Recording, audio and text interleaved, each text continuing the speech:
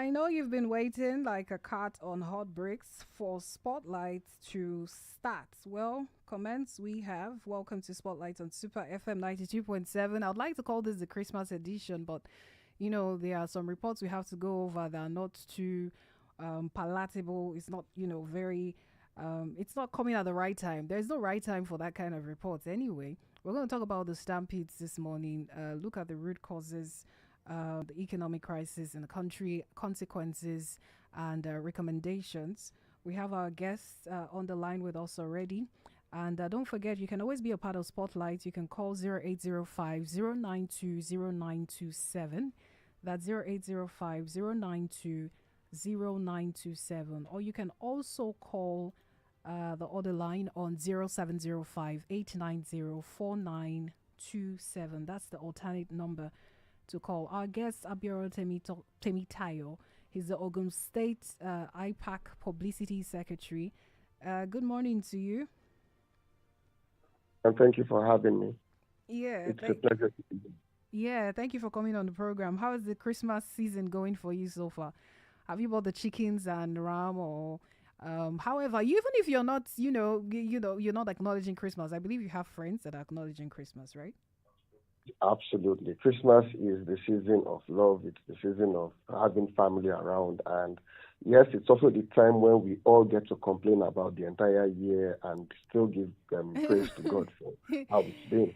Yeah, and the most important reason for the season is why we Christians celebrate it, and that, of course, is the birth of Jesus Christ. But we'll leave that one for another day. Welcome to Spotlight once again, my dear radio friend listening on the other end of the radio. I am Kimberly, your host, and be a part of the program via phone or via the social media handles at Super FM Lagos. That's identity on all social media platforms. All right, so a devastating stampede in Nigeria's capital city, Abuja, has claimed the lives of 10 people, including 4 children, and a massive crowd, gathered for a Christmas food distribution event. Over 1,000 people were evacuated from the scene in Maitama. And in a separate incident, 22 people lost their lives in a stampede at a palliative distribution site in Okija, Anambra State. This is coming just days after we heard of the Oyo incident that we're yet to recover from. But now, let's hear from you, Abiara. First of all, what's your initial reaction to this news of the stampedes coming at this time? Death. Nothing is good about death. It's horrible that people have to. It's one of the worst ways to die. The fear, the panic, the crushing of one person or another person. It's the worst kind of disaster to happen. And could it, following the police PRO statement, could it have been avoided? Yes, it could have been. But has it happened? Unfortunately, it has. The lessons to learn are that apart from how we go about, people need to change how we go about organizing such events, because it's a trigger for stampedes, and nobody really wants to organize an event and have somebody die at that event. It's one of the reasons why we have medical personnel on the day to resuscitate people. But when you now have an event where people actually die at the event, it haunts the organizers for life, because you can't bring back life. You can't bring back life, right?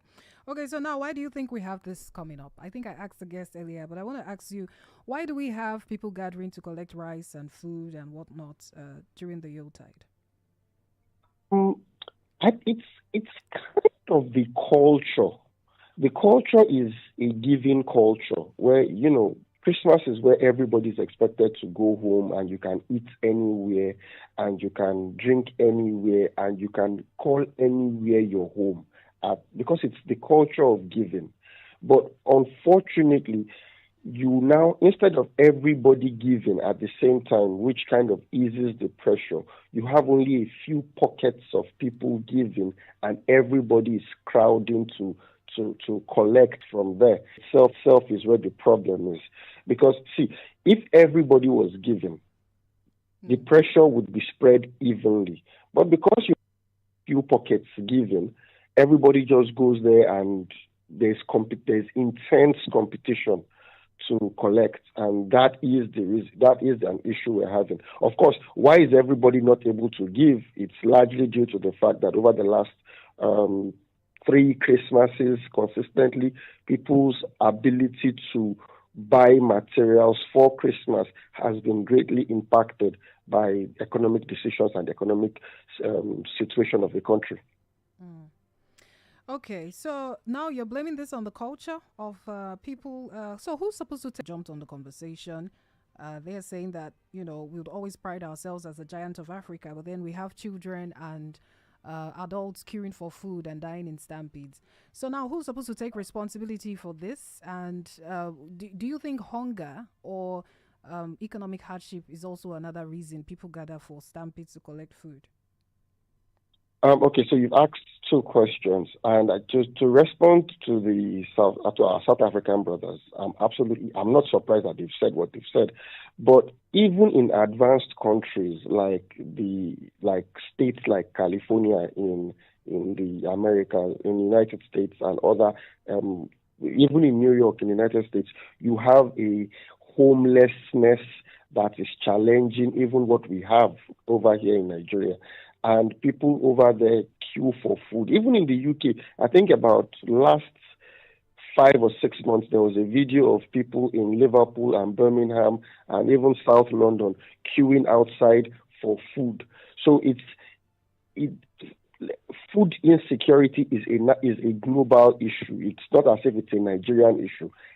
Every country in one way, shape, or form is currently grappling with the issue. But then part of the issue for food insecurity is blamed on, global geopolitics and global insecurity. The largest country producing wheat and bread materials is currently at war. That is Ukraine. The largest country producing fertilizer material is currently at war. That is Russia. So either way, it's going to affect, and it's this ripple effects of wars and battles fought elsewhere that is affecting every other person. For example, in Nigeria here, the North-South food transfer, insecurity in the North has affected the farmers from farming, and cost of transportation has affected the cost of transporting the goods down to the South. And then you look at that in itself, nobody in the South is actively engaged, at least to the best of my knowledge, in the insecurity issues in the Northeast, North Central, and Northwest. But everybody in the South is paying the price for these things. And these are the things that people should actually open their eyes to and understand that everybody is interconnected in every way, shape, or form. And that unless we bring about peace and try and work out our differences, other people who are not even necessarily directly involved will still have to feel the consequences of our actions. Okay, so what role do you think government corruption and mismanagement play in creating an environment like this where stampedes are more likely to occur? This issue with our food insecurity did not start today. I think it was on your platform in Ijebu in 2022. I think it was myself and family professor on that day with Supergirl. We were debating in 2022 the future of Nigeria, and that it was during the dam. I feel we are out of the bad. Because 2022 came, 2023 has gone, 2024 has we've passed the peak. So 2025 and 2026, by October 2025-ish, I feel we should, barring any unforeseen natural disaster or man-made disaster like a flooding or something, barring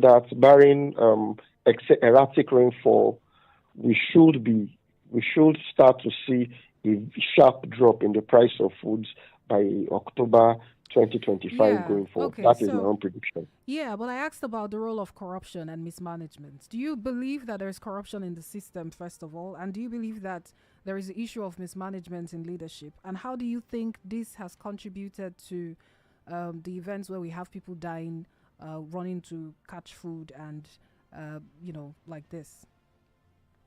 Absolutely. I said it earlier on that people had been stealing our national grain reserve. People had been, mismanaging the food distribution system.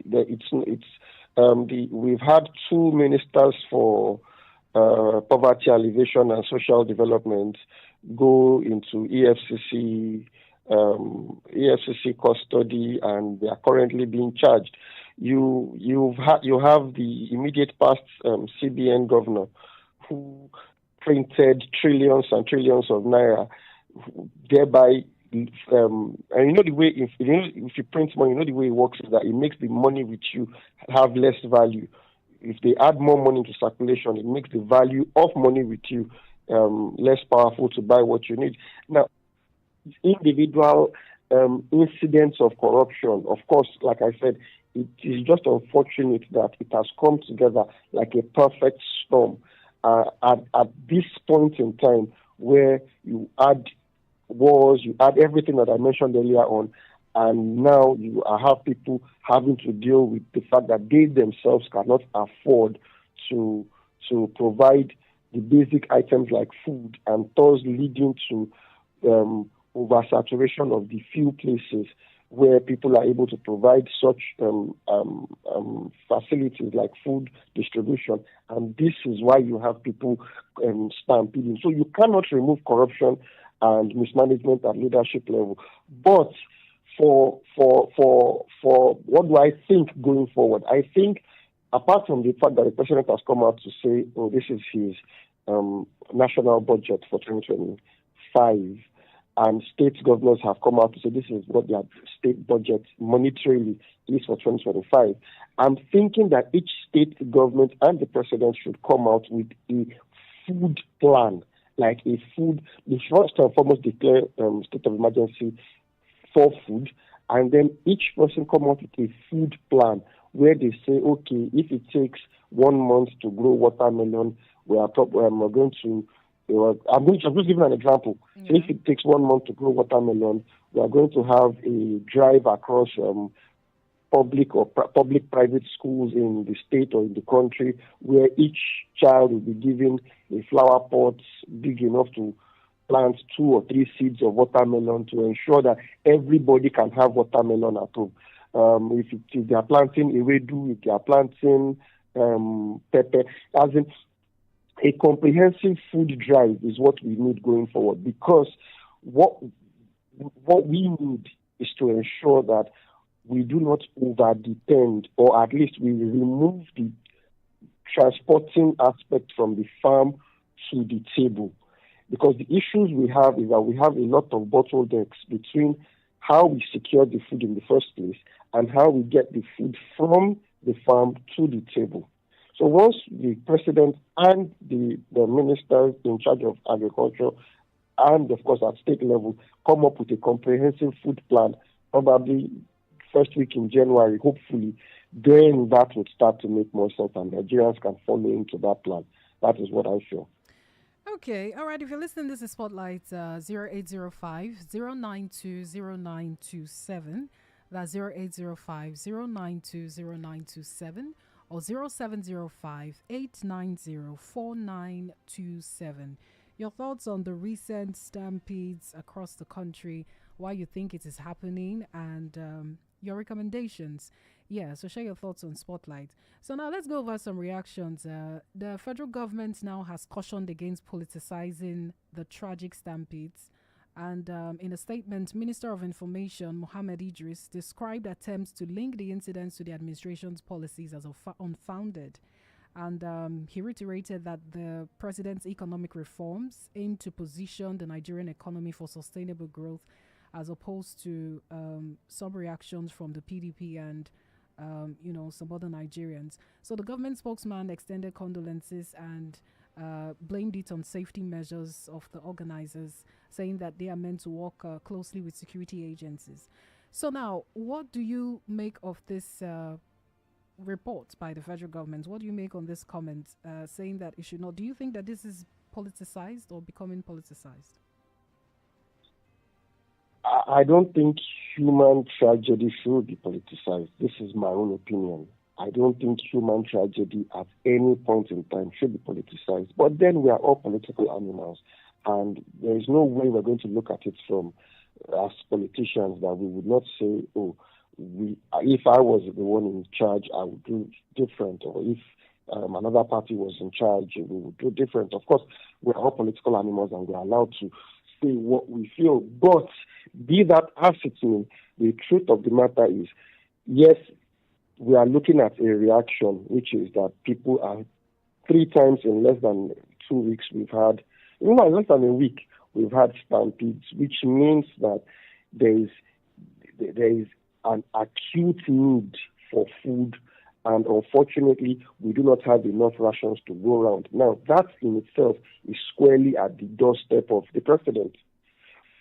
That people do not have access to buy their foods when they need to buy the food is squarely at the doorstep of whoever is in charge of producing food in Nigeria, who is answerable to the president. That is on their doorstep. But do people who want to now further going ahead want to still share food items? Should they now add security measures to it? Yes, but unfortunately also you have to remember that in Nigeria, our security, unfortunately I'm about to say this, our security personnel always use too much excessive force when handling issues like this. So while we are trying to mitigate people from stampeding, nobody also wants to have a police officer shoot and kill somebody in the process of trying to stop people from rushing at a food distribution program. So it's a very fine line to balance. So I think, and I opinion, that we need with the reason, the root cause for why people are stampeding food distribution centers. And the root cause is that people on their own, of their own, cannot afford, using the resources available to them, to acquire food security for themselves. And once we remove that, then we would have no reason for stampedes. This is what I feel, and this is what I believe in. Okay, so there also talks about the economic reforms, blaming the economic reforms for the harsh economic reality. Even in the federal government's comments, they said it shouldn't be tied to the economic reforms. So, what are your thoughts on the economic reforms? Do you think that's worsening the economic situation? I think that it should be tied to the economic reforms, because there is no economic reform that should not carry the basic unit of the society, which is family. Now, what is the number one issue in every household? What will the children and the father and mother eat?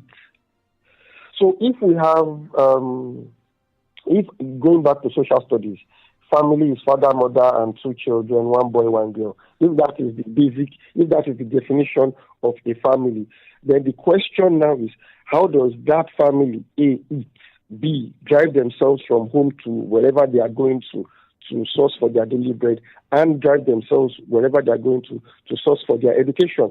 Now, solving that is whatever economic reform that anybody, whether the current president or a future administration, wants to bring into play. That should be what they are direct, whatever they do, that should be what it is directly targeting. And unfortunately, at this point in time, the average family is less food secure than they were before this administration came on board. And this is a reality. Okay. All right, so taking some comments off Twitter, this one says the organizers should be arrested and prosecuted. They lack basic administrative skills and project management training.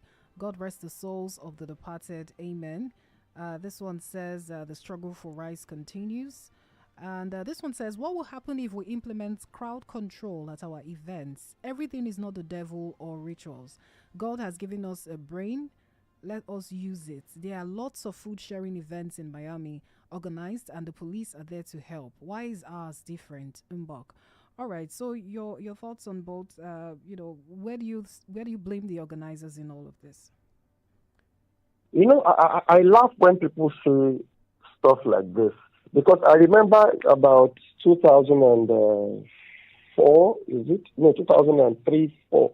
That time when we were writing JAMB, and you would have to go to the JAMB center or the YX center to submit. When we were writing GC, 2002, 2003, when we were writing GC, and you were going to have to submit your GC in person at the WAEC office.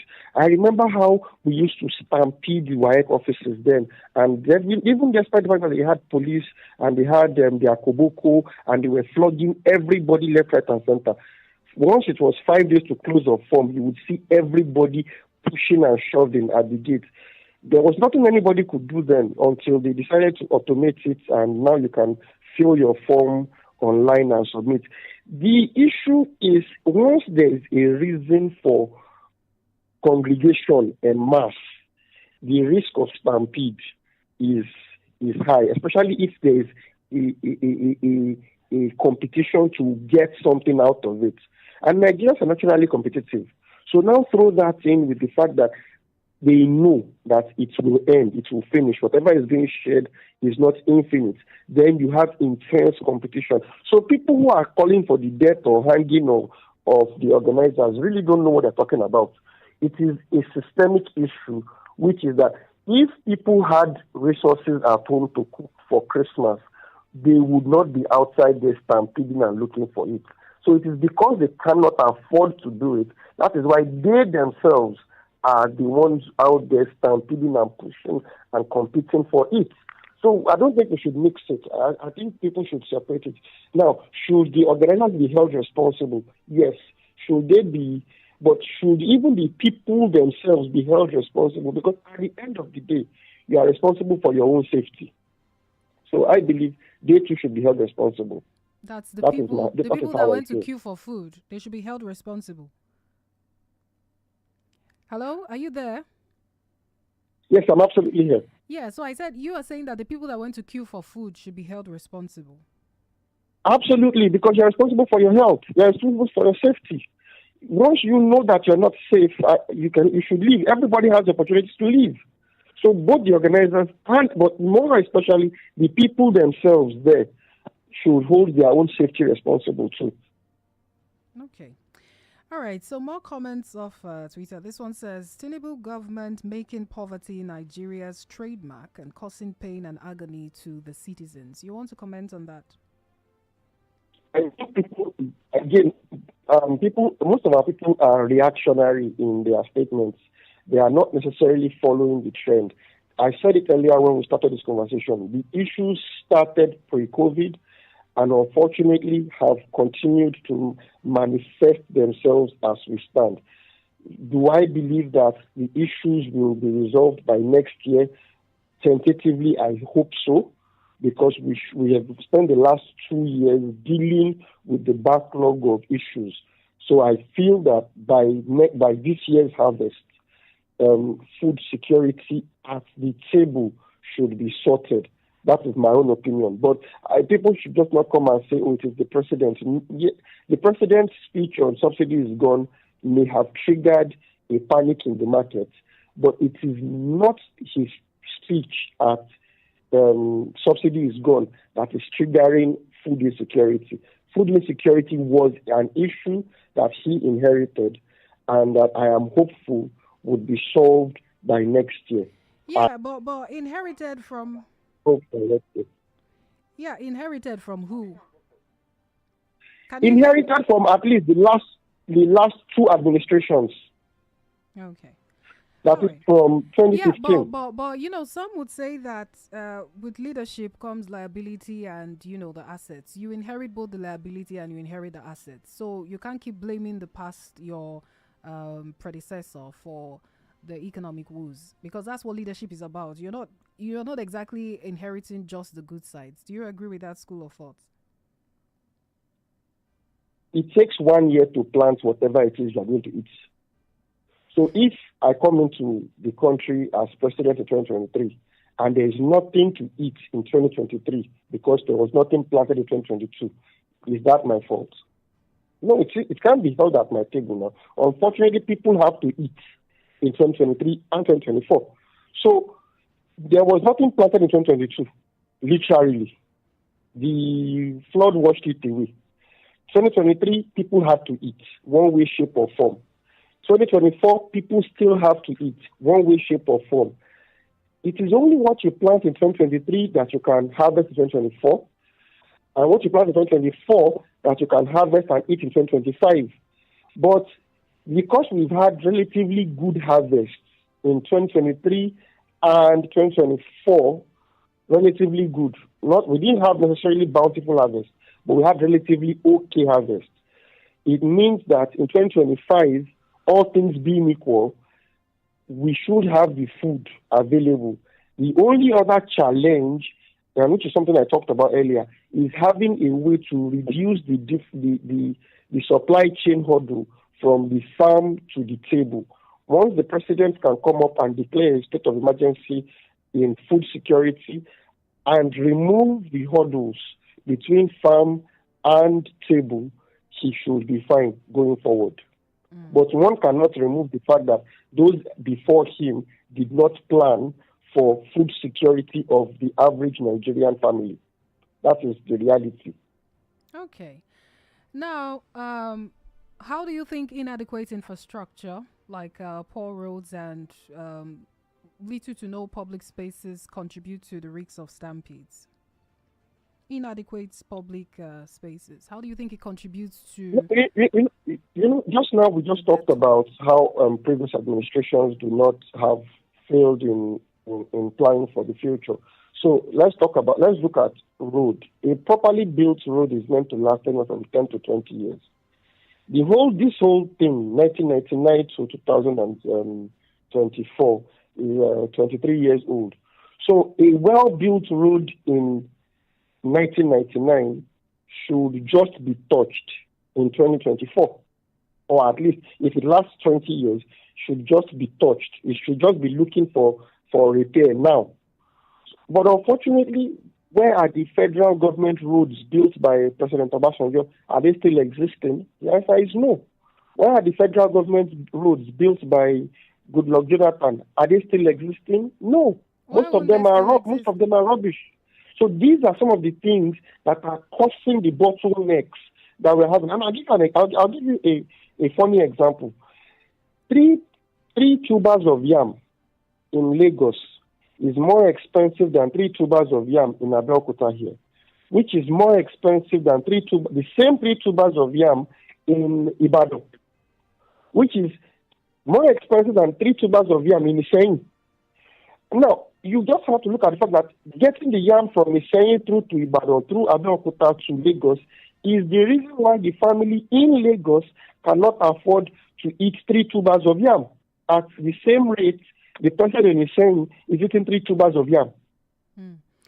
But now, so the issue is that once they remove if the president or the minister for agri has to be ingenious in looking for a way to remove the bottleneck between the farm and the table.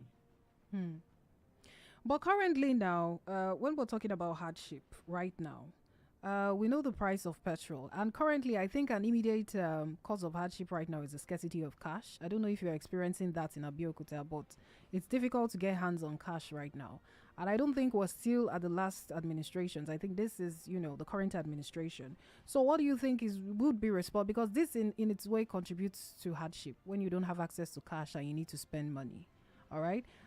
If you can't totally rely on bank network for transfer and, to do transactions, then obviously you become frustrated. So what do you blame this on? And, how would you expect that this particular cause of hardship is addressed? Cash is king. Unfortunately, I don't know if you paid attention when I talked about the fact that the former CBN governor printed 30 trillion naira in banknotes and flooded the economy with more cash, thereby making the cash available worthless. I don't know if you did economics in secondary school, one of the things that they taught in I think SS1 or SS2 is that money must be, for money to have value, it must be scarce. It must not be seen everywhere. Now, unfortunately or fortunately, one of the things that this administration has tried to do is to mop up as much of that excess cash in circulation to ensure that the money still remains valuable, or at least the notes still remains valuable. Now, having said that, they themselves are battling two demons. That is, by they, I mean the current CBN governor is battling two demons. The first demon is that he does not want the value of the paper currency that we spend to become worth less and less with each transaction. You must remember that no person actually makes money per se. We only transfer the notes amongst ourselves.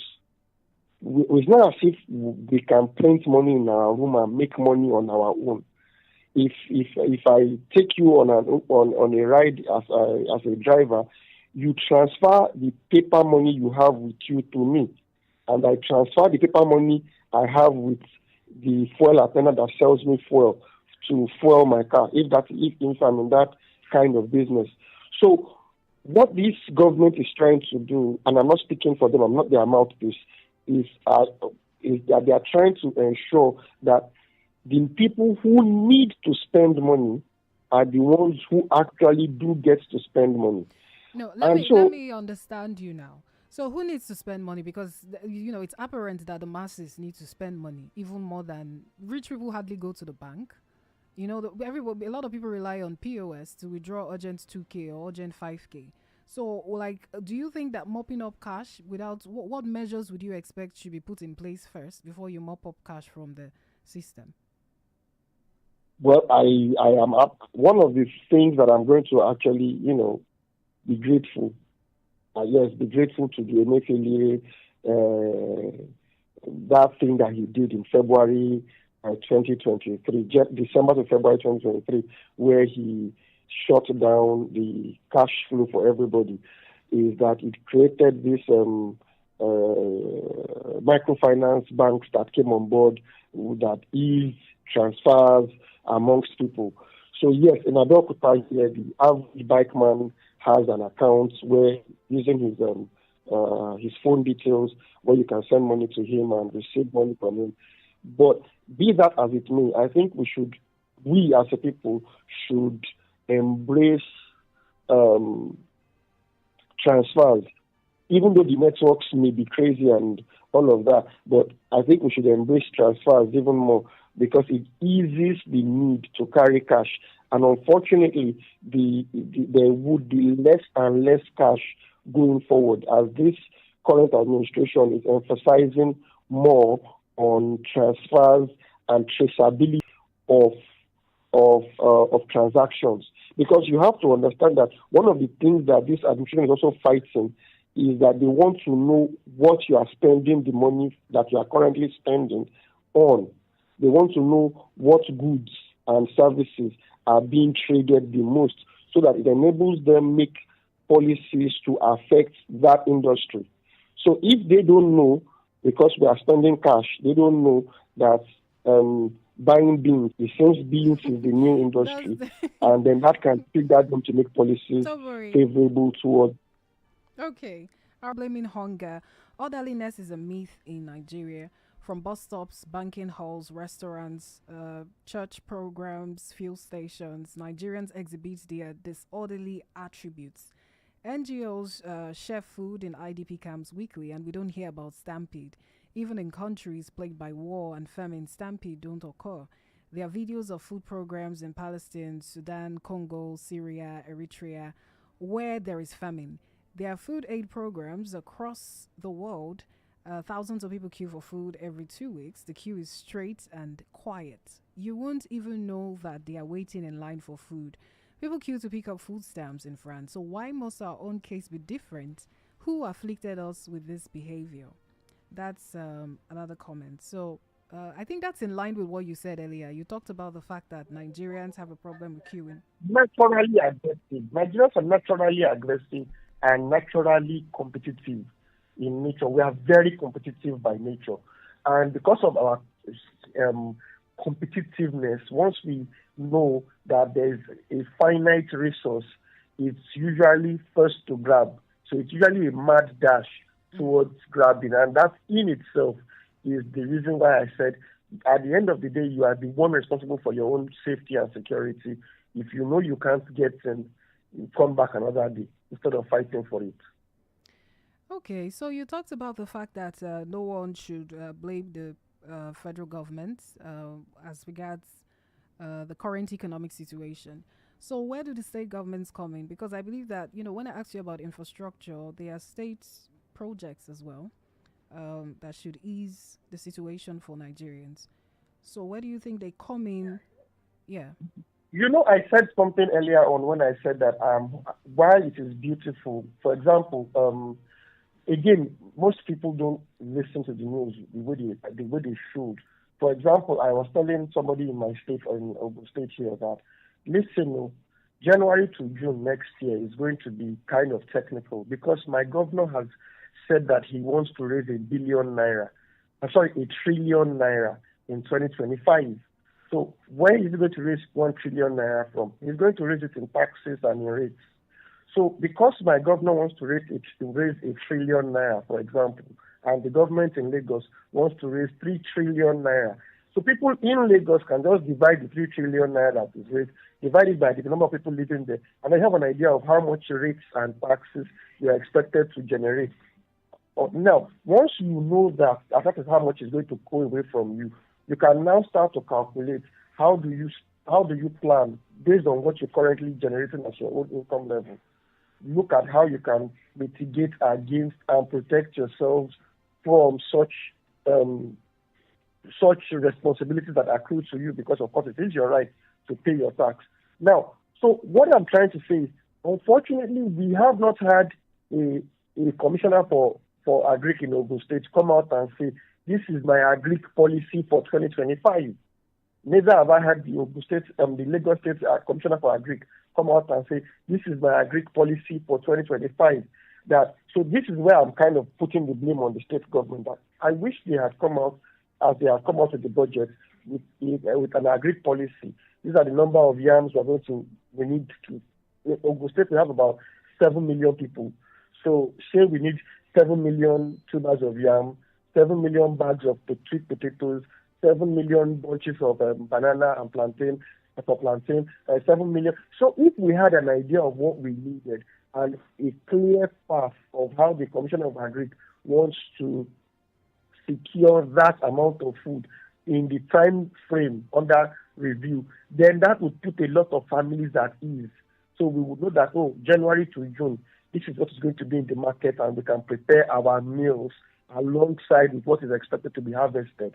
And that is the major headache I have with 2025 because there is no clear plan that or detailed policy that will enable households prepare for their day-to-day feeding security. And that is what I'm putting at the doorsteps of Okay. the state government. Now, how do you think unemployment contributes to the desperation that leads to stampedes during events like this? Yeah.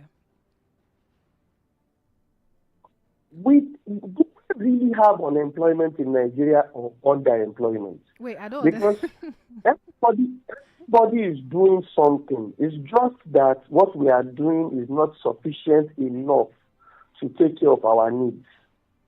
So you don't Every think we other have an person is unemployment issue in the country? You don't think that there are a lot of graduates without jobs? having an underemployment crisis. Everybody is there. Nearly everybody. Maybe again, maybe from where I'm sitting or from my own viewpoint, I may not be in touch with everybody's own reality. But from my viewpoint, I see that every other person has something online that they are selling, something offline that they are selling, one service. People are washing cars, they are doing things People Okay, are doing explain things. the It's just that difference. Explain the the value difference. of what they get Yeah. or what they do is not commensurate with what they spend. Okay, so explain the difference, your understanding of unemployment and underemployment. Underemployment is basically when you are getting a job or you are performing a job or a service that is beneath your capacity. That is, if your capacity, for example, if you are capable of washing 10 cars in your community, but only one person has a car that has fuel in it, and so you only get to wash that one car, you are not necessarily unemployed. You are just underemployed because you can wash 10 cars a day, but you are only washing one car a day. It doesn't stop you from being a car wash boy, but it just means that you are no longer as effective as you need to be to make it make sense. I'm trying to understand you though. But now we have a situation of, investors leaving the country, and that affects employment rate as well. And for example, now this power grid collapse every now and then, it affects productivity even for, small business owners, and it hampers a lot. Activities are grounded more often than not these days. What? I talked about power grid collapse yesterday with on No, a what different I'm forum saying with a is, few people. yeah, but what I'm saying And is, I said one of the reasons why we have power grid collapse is because most Nigerians are doing bypass as a result of hardship or lack of them being able to generate income the way they used to. So what's the first thing you do when you're not making as much money? You cut all non-essential bills. And Nigerians view NEPA or PHCN as a non-essential payment. So if PHPN tomorrow decides to carry out a nationwide audit of people who are bypassing meter, it will shock you that there is probably no community where you don't have at least one house that is bypassing meter. Now, if those people are not paying what they are supposed to pay to PHCN, there is no way they can pay for their own services and upgrade and maintain. So this is it is a clear reason why you consistently have grid collapse, because they don't have money to maintain themselves. okay, but now the thing is, people pay tax. And, if you are collecting allocation on my behalf as my state governor or representative in NAS, then I expect that, basic amenities like this will be provided for without me overstretching myself. So there are certain things that are within the rights of Nigerians without, you don't pay that, and then what is due to you is not given. And that's not justifying the fact that people should evade tax payments or whatnot. But I'm just saying that are these things, an enabling environment? Shouldn't that be provided for Nigerians too? Because now the businesses you're talking of that you're seeing online, same business owners online, same vendors complain about the fact that they are not even making any sales. It's just more of the content creation. So how many people can actually be content creators out of over 200 million Nigerians? So is it the people's responsibility as well to come up with an enabling environment for, to boost productivity and, encourage investors to come into the country and, ultimately help out with employment? Yeah, the top again. People forget that for everything you do, there's going to be something else that will come out of it. And unfortunately for Nigerians, we complain a lot about issues, but we do not take responsibility for us creating the monster that we are currently living in.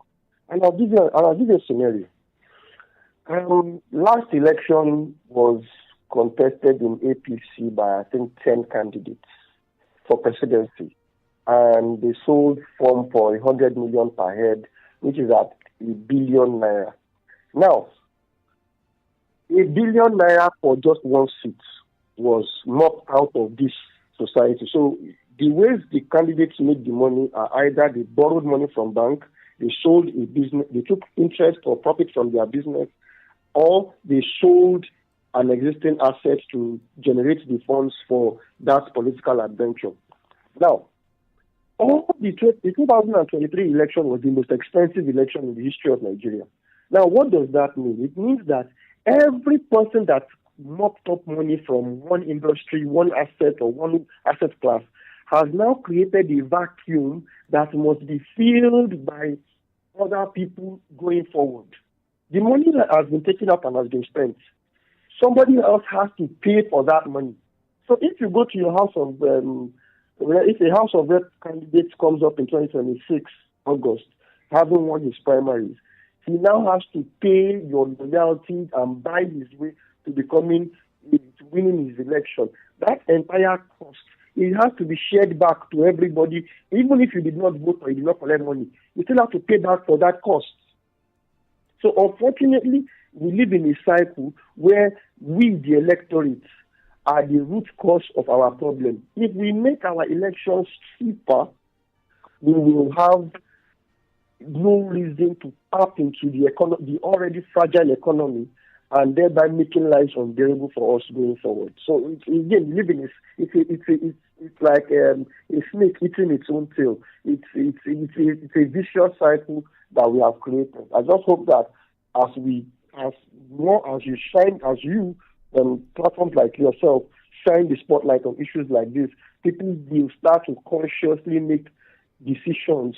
Okay. Because people have to understand that whatever decisions they make comes out and haunts them eventually. Okay. So now let's, just as we begin to wrap this up, this comment says, I beg your pardon, food insecurity is now a security threat in Africa. Do you see this as a long-term problem if it is not addressed? Do you see food security becoming a security threat, just like this comment has said? Or it has already become a security threat? What side are you on? It is already here. Food insecurity is here. It's been here for the last 3 years, but it's been more prominent in the last 2. What the person is saying is that it has become a security threat. That's moving from food now. It has become a case of it's going to be a threat to the country, national security. Yes, it has always been, because you have terrorist groups like Lakurawa, you have the Boko Haram, you have the bandits. What do you have the cattle headsmen and farmer clash. What do these things do? They tackle the root source of our food security. These are insecurity. These are incidents. You have the kidnapping and attack of farmers on the highway. These are issues. But I hope what this person is saying is that going forward, even the person at the receiving end, who's at the table side of the division, will start to become agitated because he himself is not food secure. And that is why I have said on this program, and I think I've said about 6 times already, that we need a food secure policy at the family table end. Okay. It's not just for us to say we are producing at the fields. Yeah. It is how do we secure it at that last mile, getting to the family table. All right. So that in itself is what I am hoping that state governors and their commissioners for agri will look into between now and January 7, January 15, before it goes out of hand. All right. Thank you so much, Abiora Temitayo, Ogun State IPAC Publicity Secretary. Thank you so much for coming on the program this morning. Thank you very much for having me. All right. Enjoy the rest of your day. Spotlight is over for today. Back tomorrow. The sports crew takes over shortly. Don't go away. Your daily dose of the good stuff. 92.7 FM.